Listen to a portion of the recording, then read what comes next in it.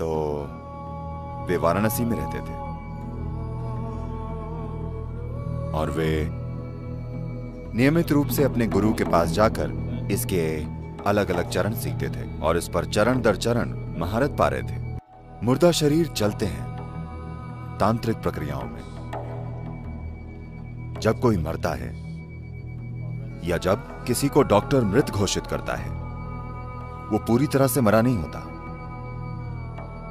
5 से 7 मिनट तक वो ऐसे बर्ताव करता है जैसे वो जिंदा हो और फिर मर जाता है, ऊर्जा खर्च कर देता है। तो इसी पर आधारित है कि जब कोई मरता है तो भारत में ऐसी रस्में हैं। 14 दिनों तक अलग अलग तरह की रस्में हैं। जब शरीर छोड़ दिया जाता है, जब पैर गिर जाते हैं, तब आप चल नहीं सकते। मरे हुए लोग चल नहीं सकते, है ना? ये सच नहीं है। We can make them walk. हम उन्हें चला सकते हैं। भारत के तांत्रिक विज्ञान का पूरा संबंध इसी से है, मरे हुए इंसान को चलाना। मुर्दे चलते हैं तांत्रिक प्रक्रियाओं में। ऐसा कई बार हुआ है, लेकिन एक बार इतिहास में इसे रिकॉर्ड किया गया है। एक योगी थे, उनके जैसे कई हुए हैं और आज भी हैं। एक योगी थे जो ऐसे थे, उनकी उस चीज पर महारत थी जिसे सूर्य स्पर्श कहते हैं। इसका मतलब है स्पर्श। ओके। संपर्क, छूना, संपर्क या छूना। तो यह सूरज के स्पर्श की तरह है। योग का एक प्रकार है जिसे सूर्य स्पर्श कहते हैं। तो उन्होंने उस पर महारत पाई है। वे एक बोंग थे। बोंग मतलब एक बंगाली। तो वे वाराणसी में रहते थे और वे नियमित रूप से अपने गुरु के पास जाकर इसके अलग अलग चरण सीखते थे और इस पर चरण दर चरण महारत पा रहे थे। तो कई बार उन्होंने इसे सबके सामने प्रदर्शित किया कि अगर आप एक पक्षी लाएं, एक मरा हुआ पक्षी जिसे सभी ने जांचा हो कि वो वाकई मरा हुआ है, मरने का नाटक नहीं कर रहा है,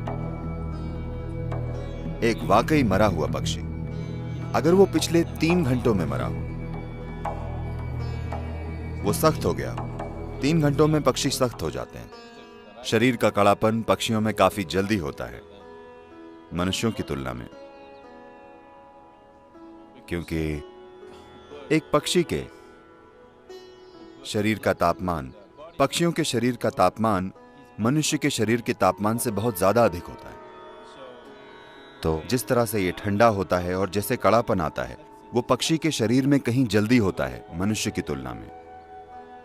तो पक्षी के मरने के 3 घंटों के बाद अगर आप उसके पास पक्षी लाते थे एक साधारण मैग्नीफाइंग ग्लास से, वो भी सीधी धूप से नहीं, शीशे से आ रही धूप से, अगर आप बाहर खड़े हों और शीशे से धूप अंदर भेजें, उस प्रकाश का मैग्नीफाइंग कांच द्वारा इस्तेमाल करके वे पक्षी को जिंदा कर देते थे। वो बोलता था, उठ बैठता था, चलता था और उड़ता था। वो कुछ देर आसपास उड़ता था और फिर से गिरकर मर जाता था। तो लोगों ने पूछा, आप इसको जीवित क्यों नहीं कर सकते? उसने कहा, मैं इतना ही जानता हूं, मेरे गुरु ऐसा कर सकते हैं। मैं अभी सीख रहा हूं, लेकिन वे अब तक लगभग 70 साल के हो चुके थे।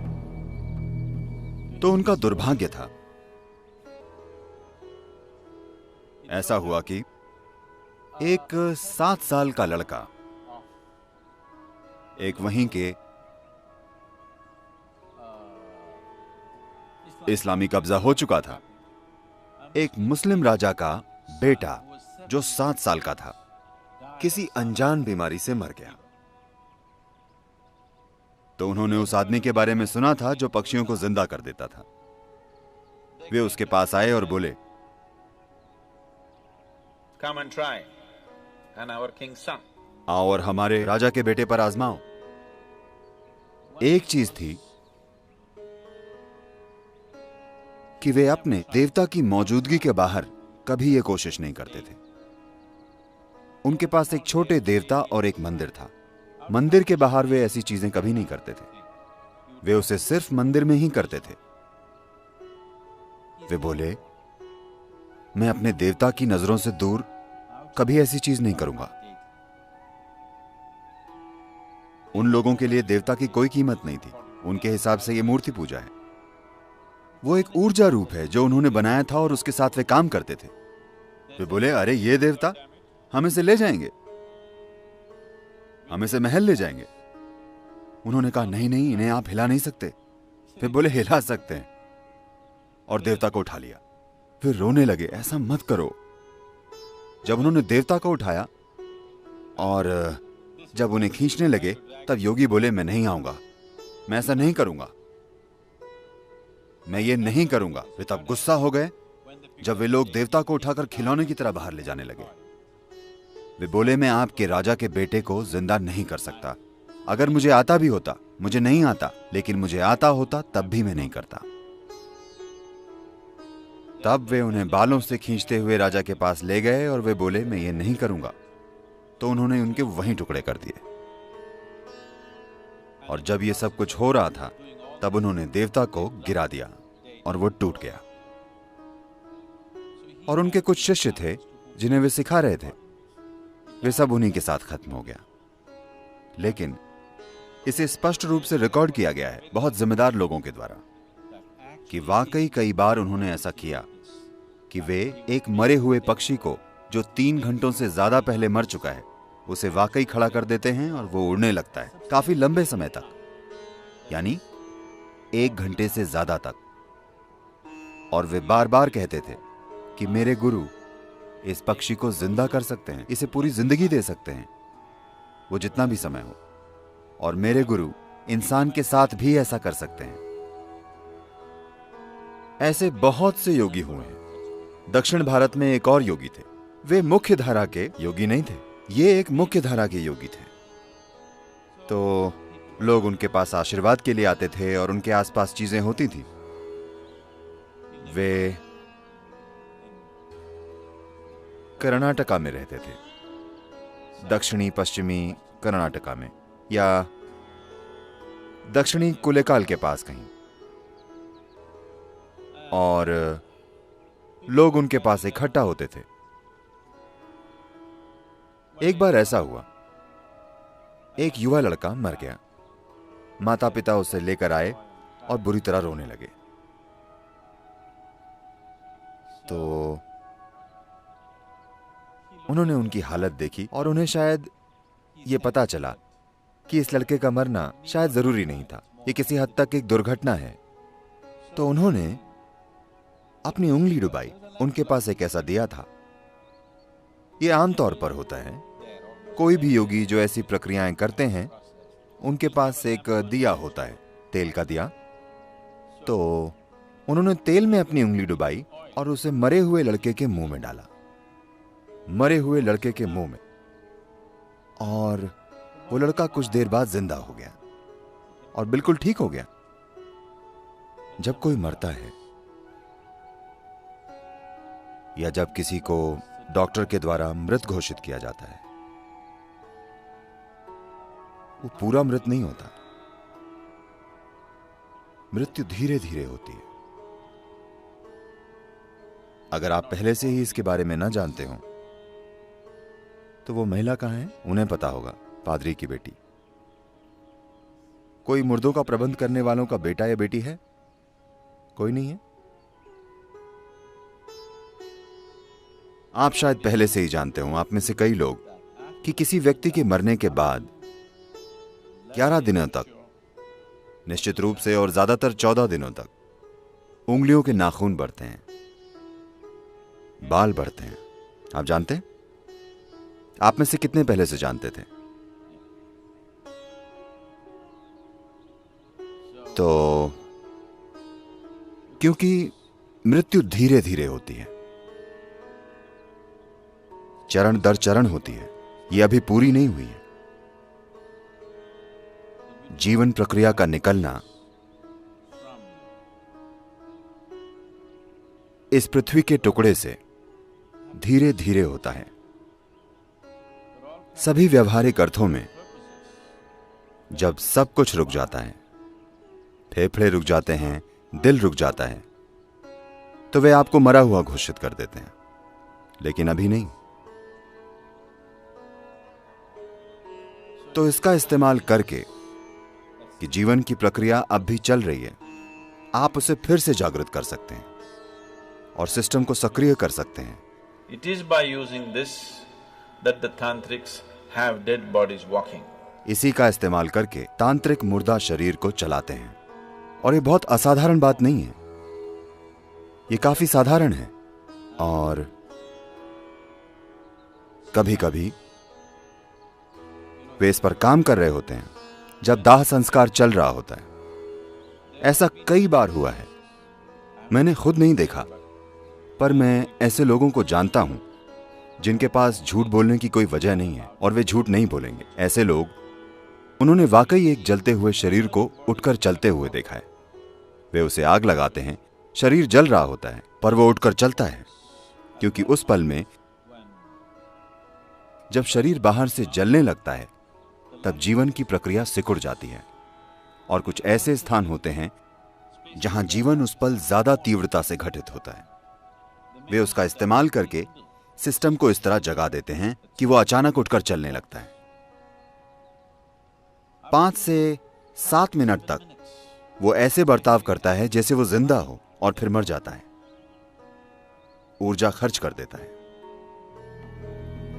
तो ये इसी पर आधारित है कि जब कोई मरता है तो भारत में ऐसी रस्में हैं, 14 दिनों तक अलग अलग तरह की रस्में हैं।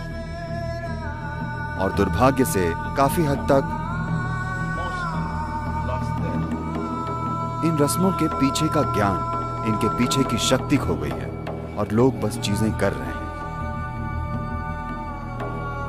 जीवन चलाने के लिए वो ये करते हैं, या बस ऐसा किया जाता है इसलिए वे करते हैं। बहुत कम लोग वाकई समझते हैं कि इसका महत्व क्या है, क्योंकि जीवन ऊर्जाएं धीरे धीरे जाती हैं। वे इसमें इतना गहरी चली गई हैं, शरीर की हर कोशिका में। वे बस पुफ से नहीं चली जाती। व्यावहारिक रूप से शायद व्यक्ति मर जाए, लेकिन पूरी तरह से नहीं मरता, वो धीरे धीरे मरता है। तो हम इस प्रक्रिया को तेज करना चाहते हैं। हम नहीं चाहते कि कोई धीरे धीरे मरे। धीरे धीरे मरना यातना हो सकता है ना? धीरे धीरे मरना भयंकर कष्ट है ना? तो ये यातना हो सकता है। तो हम चाहते हैं वो जल्दी जाए। उसके मरने के बाद सबसे पहली चीज है पैरों के अंगूठों को बांधना। क्या आप अब भी ऐसा करते हैं या नहीं? अंगूठों को बांधना, क्योंकि अगर आप अंगूठे ना बांधें तो शरीर के निचले हिस्से से जीवन अंदर आने लगेगा। वो जीना चाहता है, क्योंकि शरीर की सभी कोशिकाएं मरी नहीं हैं, वे अब भी जीने की कोशिश कर रही हैं। वे ऊर्जा खींचने की कोशिश करेंगी। जब वे ऊर्जा खींचने की कोशिश करेंगी तो कुछ शक्तियां शरीर में घुसेंगी। आप नहीं चाहते कि आपके प्रियजन के साथ ऐसा हो, तो जैसे ही वो मरता है आप अंगूठे बांध दें। अब कोई बाहरी सहारा नहीं होगा, वो काफी जल्दी जाएगा। अगली चीज है, आप उसे पानी से धो दें, क्योंकि जब आप मृत व्यक्ति को धोते हैं, जब आप जीवित होते हैं और कोई आपको नहलाना चाहता है और आपके चेहरे पर पानी डालता है, आपको लगता है आपको परेशान किया जा रहा है। जब आप बच्चे थे, आपकी मां आपको नहलाती थी, क्योंकि हम शावर का इस्तेमाल नहीं करते थे बल्कि पानी डालते थे, तो वह हमेशा आपके सर पर ऐसे हाथ रखती थी ताकि पानी यहां ना आए और आप परेशान ना हो। लेकिन कोई और नहलाता था तो वे बस पानी डाल देते थे और बच्चे ऐसे करते हैं, हाँ या नहीं? तो अगर आप बस चेहरे पर पानी डालें तो ये मृत व्यक्ति पानी से परेशान हो जाता है। अगर कोई भी छोटी सी गतिविधि हो रही है तो वो रुक जाती है। तो गरिमा से जीना और गरिमा से मरना बहुत महत्वपूर्ण है। मृत्यु कोई अजीब विषय नहीं है जिसके बारे में हमें बात नहीं करनी चाहिए। ये यहीं मौजूद है, हम सभी के लिए आगे बढ़ रही है ना? धीरे धीरे परिपक्व हो रही है। एक दिन ये पूर्ण हो जाएगी। ऐसा लंबे समय के बाद होने दीजिए, लेकिन फिलहाल ये परिपक्व हो रही है ना? तो अगर आप जीवन को अच्छे से समझते हैं, बिल्कुल अच्छे से, तो आप शरीर से इस तरह से बाहर निकल सकते हैं कि आप पूरी तरह से बाहर आ जाएं, आप सब कुछ इकट्ठा करके चले जाएं। अगर आप इस तरह से जाएं तो हम आपको दफनाएंगे। हम आपके शरीर को नहीं जलाएंगे क्योंकि हम आपके ऊपर लकड़ी बर्बाद नहीं करना चाहते। आप पूरी तरह से चले गए हैं, कोई जल्दी नहीं है। हम आपको 1 या 2 दिन रखने के बाद जला सकते हैं।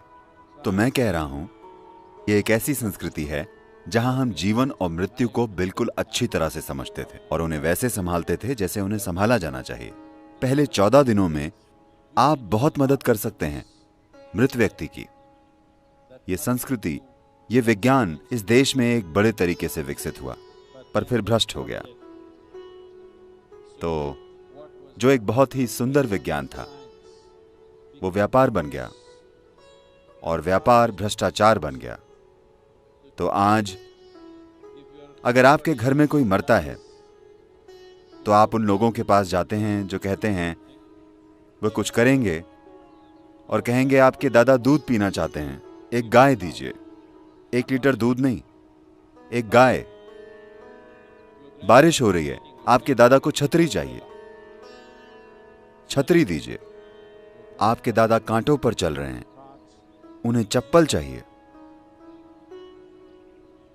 देखिए, आप अपने दादा के बारे में चाहे जो भी जानते हो या ना जानते हो, आप एक चीज जरूर जानते हैं कि वे अपना शरीर ही छोड़कर चले गए।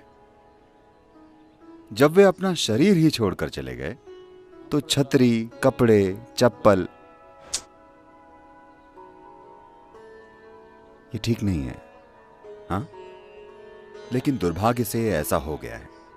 तो हम फिलहाल एक प्रक्रिया के द्वारा लोगों को ट्रेनिंग दे रहे हैं ताकि वे इस तरह की सेवाएं दे सकें। लेकिन आपको कभी भी इसे अपना काम नहीं बनाना चाहिए, बस एक सेवा की तरह। अगर आप भेंट करना चाहते हैं तो हम आपको ये चीजें करने की ट्रेनिंग दे सकते हैं, बिल्कुल ठीक से। ये बहुत ही महत्वपूर्ण चीज है जीवन में। ये एक बहुत ही महत्वपूर्ण पहलू है। जब कोई अपना शरीर खो देता है तो पूरी तरह से लाचार हो जाता है। उसे मदद चाहिए और उसकी मदद की जा सकती है, लेकिन अशुद्ध और भ्रष्ट हाथों से नहीं। कोई इंसान जो परवाह करता हो, कोई इंसान जिसमें इसकी जरूरी समझ हो। अगर आप ऐसी चीजों से गुजरना चाहते हैं, ऐसी ट्रेनिंग से, तो ये उपलब्ध है। हम अपने खुद के दाह संस्कार स्थान भी शुरू करने वाले हैं। कोयम्बतूर में हमारा ईशा सुडुगाडु है। आपको पता है? नहीं पता? कम से कम मरना कहाँ है, अब आप ये जान गए। और अगर आप में से कुछ लोग ट्रेनिंग लेते हैं तो आप ये सेवा दे सकते हैं, और ये बहुत ही महत्वपूर्ण सेवा है। लोग इसकी कीमत नहीं समझते आजकल की दुनिया में। आजकल की दुनिया इसकी कीमत नहीं समझती, लेकिन ये करना बहुत ही महत्वपूर्ण है।